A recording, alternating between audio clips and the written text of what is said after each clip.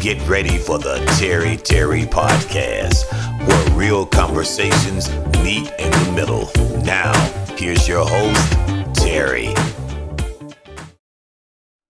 Thank you for tuning in one more again. And you're listening to the Terry Podcast. I'm your host with the most. Y'all make some noise. Oh, man. Look, it's so much to talk about, but I want to say this. Why is it that we have to choose the lesser evil? Why can't we make a decision off of good and bad or policy? Who has the best policies for me? And if those policies don't line up with me, then I have a right to say, you know what, I'm okay. It's like two bad cars sitting on the lot. One has 300,000 miles, one has 299,000 miles. Both have problems. I'm kicking the tires, I'm popping the hood, I'm letting it run. I'm like, nah, you know what, let me wait and deal with city and local. City and state, rather. Let me vote somebody in. I want you to understand something. In politics, there's always an agenda. Right here in the city of Memphis, where I live, our mayor, Paul Young, came in and instead of attacking crime, he wanted to keep the police chief, who was voted out, still kept her as interim. He created a liaison within his department for the LGBTQ community. Those are agendas, because if you were really focused on what was going on in the city, you would have mainly focused on, let me get the crime, which was affecting economics. There are businesses say, hey, we're going to have to go. We got to go. I mean, right in my community, what's this Trap? It's a vegan place, vegan food place, broken into several times. Black businesses and businesses in the downtown area are affected by this crime. Beale Street has so much crime going on, I dare not even go downtown anymore. But look at what he focused on. Let me have a liaison. Why do you need a liaison? Let them be like everybody else. If you have an issue, come down, speak to one of my people. You don't need a liaison for them. If I go down there, what's your liaison for me to speak to you about black businesses, about mentoring programs to help these kids? That ain't touted. I'm not hearing anybody speak about that, but I digress. Let me go back again. Jermaine Dupri spoke out and he asked about Kamala. And my problem was with everybody around it is nobody black can ask a question. When you ask a question, hey, what are the Democrats going to do? Be quiet. Don't worry about it. You know, like Biden told all them black folks when he got them online, y'all be quiet. I've done more for y'all than anybody else, which he has done nothing for black folks. He's a 94 crime bill champion. But he told all of them to be quiet. He said America's going to hell, not just because of black folks. I'm paraphrasing. But because you got all these immigrants coming in here. And y'all got to deal with them.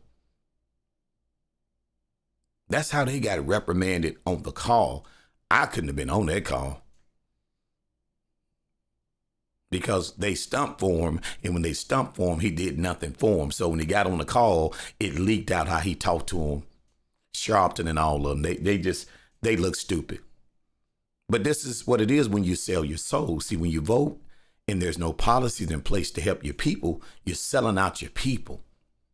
So I'd rather have a conscience to say, you know what, before I sell out my people, before I sell out the young people who deserve policies in place to help them, I'm good.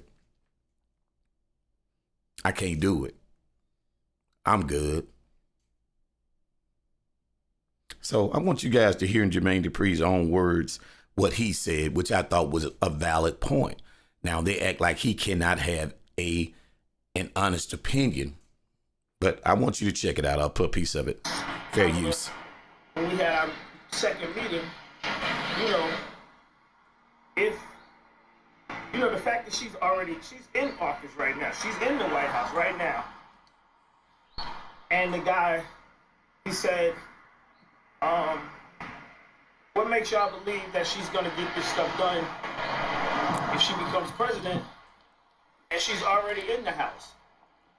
Fair use. And it's a tricky question because I asked Kamala basically the same thing, right? In so many words. And I asked her, like, as the vice president, why they don't let her talk when, you know, Biden seems like he needed someone to speak up for him. I thought that's what the role of the vice president was to help the president. And basically, she kind of let me know that her hands was tied, that they didn't really allow her to be a voice like that in that space. And tonight, I don't know if she's gonna, you know, I want to see how if she even touches on this, because if she doesn't touch on it, that's the question that I feel like the people that have mixed decisions about voting for her, this is one of the questions. This is the top question that they had. Okay, I'm gonna stop right there. So you get the point. What Jermaine Dupri said is normal conversation. I'm not offended by what he said, even if I was a supporter, a full 100% supporter of Kamala Harris. He's stating that this is what a Republican strategist said, or a Republican, and he agreed. He said, I asked her the same thing when I met with her, like, what's going to be different? Because, you know, I don't know if y'all remember when Biden got in and he was the vice president, he was patting himself on the back. Hey, you know, I can get in and I know these old boys and been knowing them for years and we're going to get things done. He was a VP talking like that. The whole time she's been the VP, I haven't seen her do anything. So, of course, my questions are, it's not about her being a woman. I want to make that clear. It's not about her being a woman. I'm not interested in her being black every 4 years. I don't want to hear none of that. What I want to hear is your policy. Okay? That's whether it's from her or Donald Trump. But I'm saying to black folks in the Democratic Party, why are you so afraid to ask a question? And it always boils down to the lesser. Do you pick the lesser job when both are paying nothing? Or do you say, you know, let me keep job hunting. Let me keep job hunting. See, a lot of us have gotten to a point to where we're okay with the economy being bad. We're okay with we have a crime problem in the United States. Economic issues.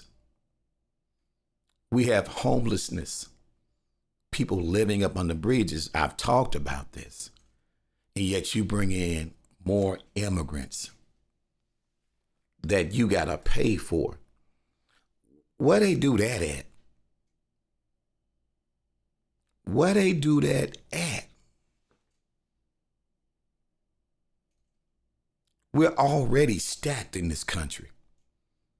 People living in the streets, Skid Row in California, homelessness in Seattle, Memphis, and other places, Baltimore. There's a guy that does a video how they drugged out on the street.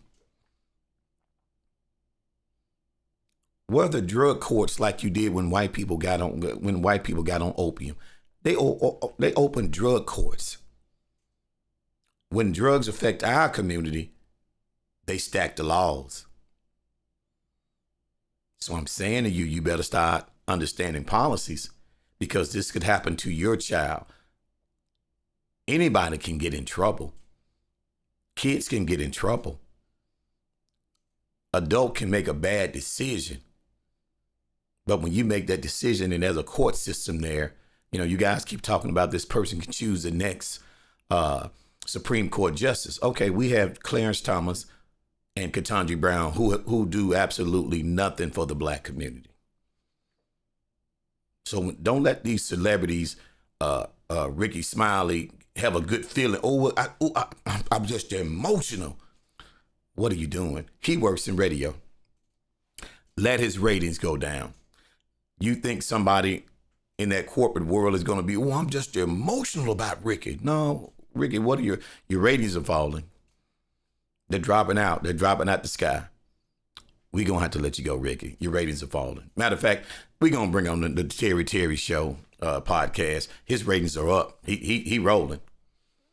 That's the nature of business. You want to know what's your bottom line. If I go into corporate America, which they would probably never take me, let's be clear.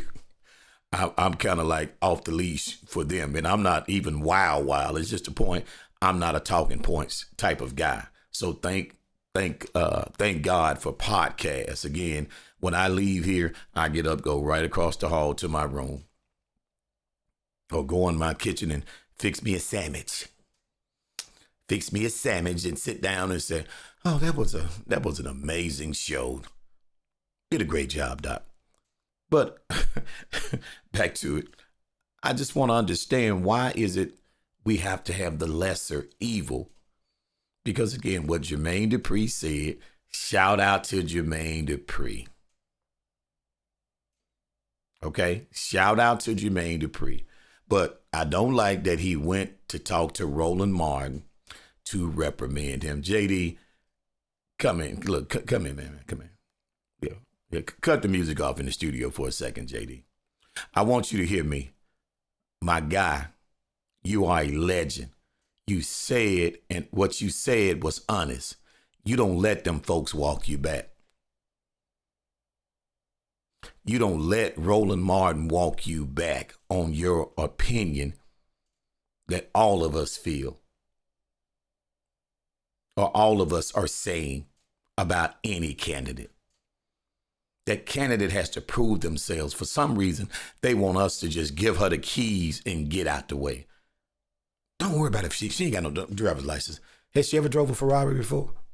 I don't know. Is she insurable? I'm just asking. When you sit in that president's seat, man, that's a lot of power. She can't laugh her way out of that. See, once she get in that seat, it can't be no, it can't be we can't have another Joe Biden in there. We can't have a Trump where Trump just says some things. There are people who have died who have never died before. We got two Trumps in there. Because she'll turn around, hey, have you been to the border? I haven't been to Europe either. What the hell is that kind of answer? So do you see what we're dealing with?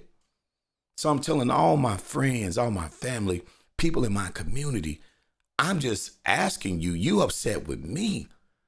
Why aren't you asking the question of what's the policy of this candidate? That's all I want to know. Because if you start asking that, in the black community, especially, like somebody asked me online, and look, whenever you ask me something online, hey, I'm glad that we can have the conversation. There's no wrong answer. If I'm wrong about something, you have every right to correct me. But one thing I notice is always questioning me and not the candidate. You're questioning me and not the candidate. So when policies don't fall to help our community, hey, I got to go back and look at you, because you just wanted to vote without holding the candidate responsible for anything. I don't have a problem with Kamala. I don't have a problem with Donald Trump, because I want to know their policies. If I get off into the personal things about them, we'd be here all day. I could make a show. I could drop stuff every day on these people's track records. Certain things I just don't have control over. Neither do you. So that's why you have to say, hey, what's your policies? What are your policies? Because if your policies are going to affect my community, as one guy said, how does immigration affect you? I say it affects me because I'm in the inner city. I'm in black communities. They're getting dropped off in black communities. Go look in Denver, Colorado. I think it's either in Denver or either Boulder. The Venezuelan gang has taken over apartments up there and ran black folks out. They did this in LA years ago, where the Mexican and Hispanics came through there and pushed black folks out of their communities. This is documented. See, most of you won't do research any more than what you're told. I go back to the Carter G. Woodson quote. If you can control a man's thinking, you don't have to worry about his actions. He ain't gonna do nothing. That's how the black community works. Their thinking is already controlled. So I'm saying to you, the question is, why do we always have to choose the lesser evil versus having a candidate to say, what are you going to do for my community? What are you going to do for my community? Just like you do for the LGBTQ, you do for immigration, you send money to Ukraine, you send money to Israel. So don't tell me whenever it comes to us asking for something, oh, y'all don't know government. You don't know how government works. The Congress and the Senate, man, they sign off on bills so fast when they get in office. But when it comes to us, Paul Mooney, we'll have to study that. What does that community need? Oh, okay. Oh, I'm sorry. What is it that the black community needs? Oh, we'll have to study that. Yeah, that's going to take 30 years. We just going to have to study that. We'll get back with you, though. We'll give you the answers. It's going to be 30 years. HR 40. We'll get back with you. All jokes aside, thank you for listening. If you've gotten this far, please subscribe and like to the channel. And again, this is where good conversation meets in the middle to get what? Some understanding. You don't have to agree with me. I just want you to think. I want you to have common sense. And people say common sense ain't common no more. What Jay-Z said, I used to rap like Common till I sold 1 million.